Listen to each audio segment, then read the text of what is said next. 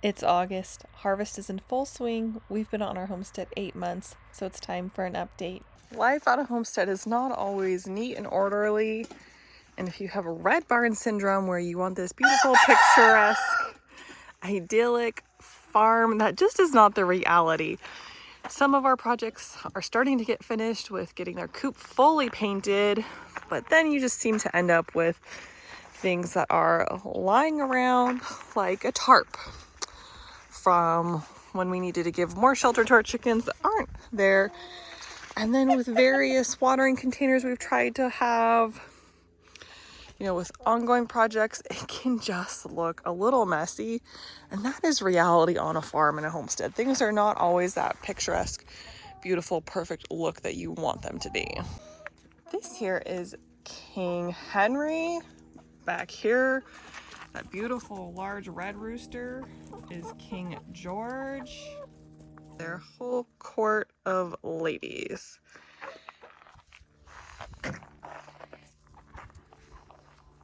These are a lot of my various brassicas. This is a Brussels sprout. You can see the little tiny sprouts in there that are going to start growing. This should be another one. This whole patch is full of various brassicas, and I'm hoping that they will turn out because they did seem to struggle a little bit. These 3 rows are closest to me are our potatoes. We've already started to dig some up. A lot of the potatoes had leaf curling happen to them that we believe is probably a herbicide damage from the lawn prior years. Could be a fungus, but it's most likely herbicide. But despite that, we are still getting some potatoes. Actually, here's some that are gonna need to come off because they're turning green since those were showing in the sun. But we can see we are still getting decent sized ones in spite of that, and are getting ready to harvest more of these soon. In this early August garden, unfortunately, we have just not fared as well as I hoped. We've had either like a gopher or a mole or a vole get to this bed. This is our onion bed. Some of them just didn't take off, and there were a lot more onions and leeks, and something just got to them and really wreaked havoc on them. Here's another potato bed that's doing pretty good. In this early August garden, the weeds are overtaking things, and it is a battle. We've got tomatoes here, some that we need to do some staking. And then one thing that has been doing really well is our peas. We've harvested so many snap peas. We have more to harvest. It has been very prolific, and we've got a decent stand of corn, but you'll see something has gotten to some of our corn and like shredded the top. It's probably that same mole or vole, which is just really disappointing. Part of red barn syndrome is this idea that when you move to a house in the country, you're going to have a beautiful wraparound porch, great views, heart pine floors, shiplap, and cast iron sinks. And more often than not, that is not the reality. While I love our 120-year-old farmhouse, and I'm so grateful for the opportunity to live here, the reality is it needed a lot of work. There was tons of floral wallpaper everywhere. It was like bad grandma wallpaper, and it required tons of peeling and scraping and scrubbing. The bedroom had 3 layers of original wallpaper we had to remove, and there tends to be more formica and laminate than granite and hardwood.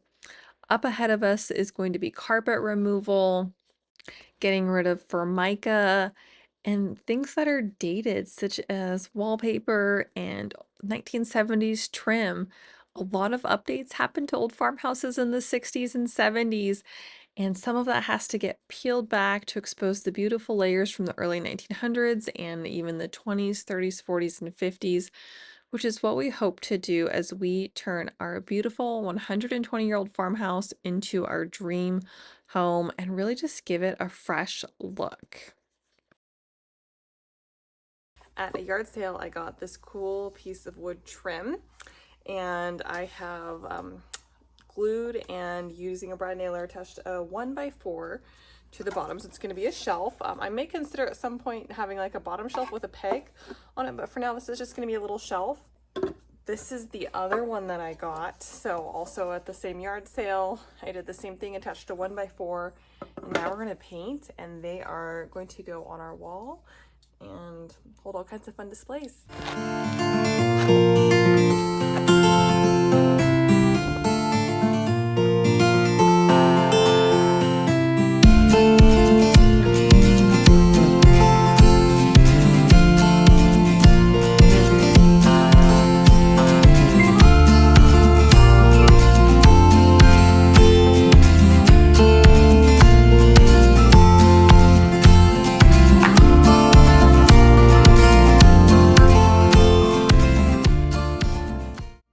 Thanks so much for joining me for this early August update on our farm.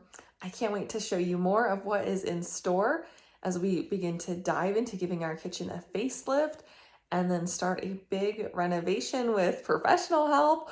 I'll be walking you through the before, showing you steps along the way, and the after, which will hopefully be quick and not too long. And wherever you are on your homemaking and homesteading journey, just remember that most of us have real life and our homes don't look like Pinterest and Instagram, and that's okay. Whether you have regular Formica countertops, dated cabinets, stains on your carpet, kids' toys all over the floor, and random things littering your front porch, that is okay.